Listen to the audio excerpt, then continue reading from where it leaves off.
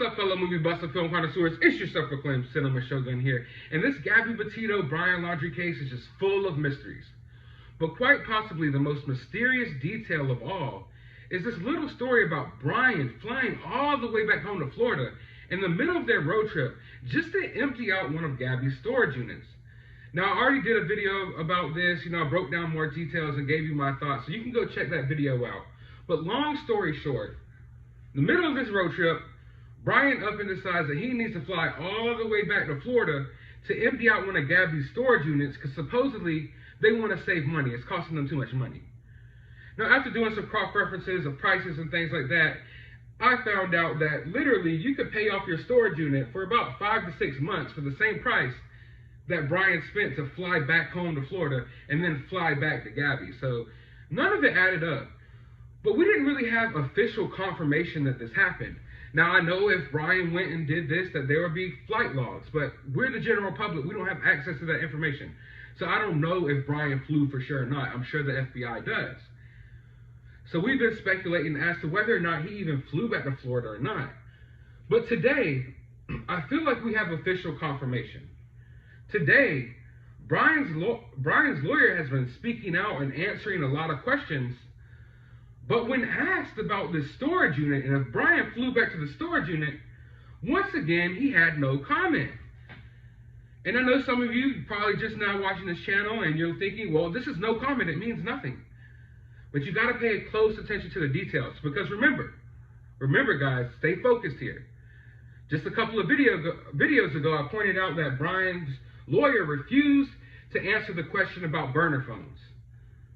He's been sitting there answering questions, spouting off of the mouth, sending shots at Dog the Bounty Hunter, saying that he's full of baloney and this, that, and the third. He's been getting aggravated and answering all type of questions. But when he was asked about the burner phone, he said no comment. And then the very next day, information starts trickling in that Brian and his family went to AT&T to purchase him a new phone after he returned home without Gabby.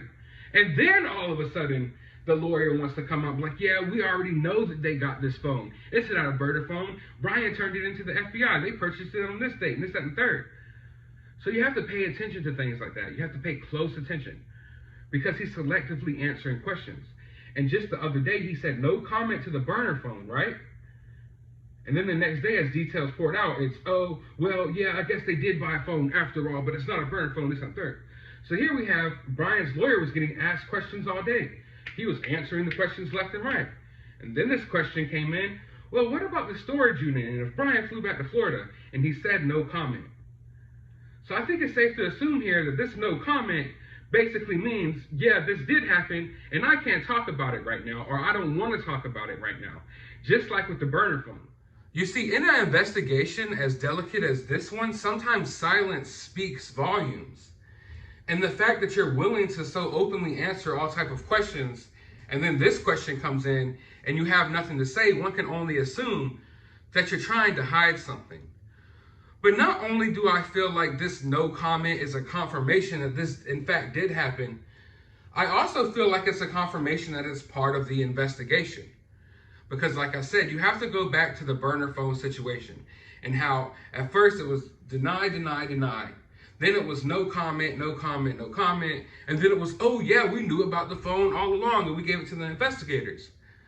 So that no comment came at the time where the lawyer became aware that, oh, they know about the phone, or at the very least they're looking into the phone. We on social media already knew because someone that was working at the AT&T store that Brian's mom went to buy this phone from went on Facebook and told everyone like, hey, the FBI is at my job and they're asking questions about Brian's mom and they're pulling video footage and they want to see what type of phone we sold and all this, that, and third. They gave that information out, right? And then at that point, of course, the lawyer had to say no comment because he can't deny it anymore because he knows they're already onto it. This lawyer knows a little bit more about this investigation than we do. They're being updated, a little bit more than we are as he figures out his defense for this case or how he's going to defend Brian or how ultimately he might have to defend Brian's parents if some type of charges are brought onto them.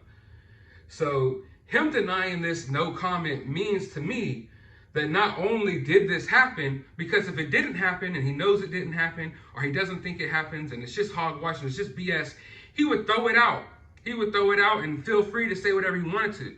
But he says no comment because he knows he can't talk on this right now. He can't talk about it right now because he doesn't know exactly what the FBI knows and this, that, and the third. But you got to believe that he probably knows that they know about the storage unit. He knows that they're looking into the storage unit, at the very least. So that's why this no comment is coming from. And that's why I think this no comment is so important, because I feel like this is another piece to the puzzle and another piece to this Brian Laundrie, Gabby Petito timeline that we could kind of solidify into the timeline. Because like I said, a lot of people are putting together loose timelines, trying to figure out exactly how all this went down. And that flight back home to the storage unit just never made sense. I mean, ask yourself this question. You're on a road trip with your girlfriend, and just in the middle of the road trip, you're like, oh, you know what?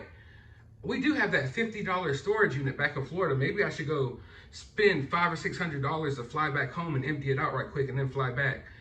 So that just doesn't make any sense. It's so fishy. It is so fishy.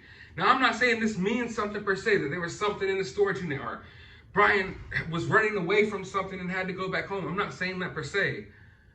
But man, oh man, when you really think about it, why in the hell would anyone do that?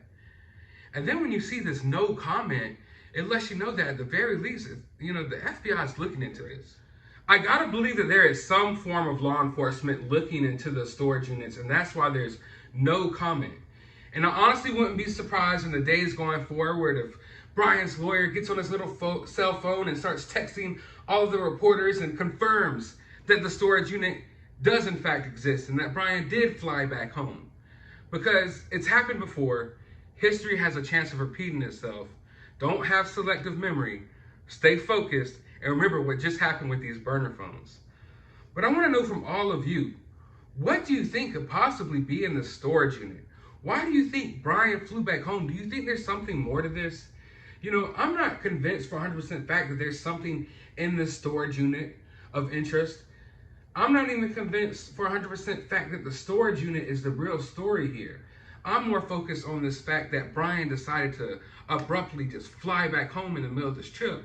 Was he running from something? Was he trying to hide from something? Did he do something stupid along the way that no one knows about and he felt like he needed to lay low? Then after a couple of days figured he could go back out there? Like, what was going on through his mind? Because this whole story about going back to empty out a storage unit because you didn't want to pay for it is BS and it's bogus, it's bullshit. Like, it's definitely not the case. Like, regardless of what the case is, that for a fact cannot be true. It makes not a single lick of sense. So I want to know your theories and your opinions. Why do you think Brian flew back home? Do you think there's something in the storage unit? Let me know down in the comments below. But while you're down there, hit that notification bell so you can be notified of my uploads. Hit that subscribe button if you're not already subscribed. And in the description of this video, I will post a link to my other YouTube channel that you can subscribe to, and I'll be posting more updates over there as well. But as always, try to find some time out of your day to go watch a movie.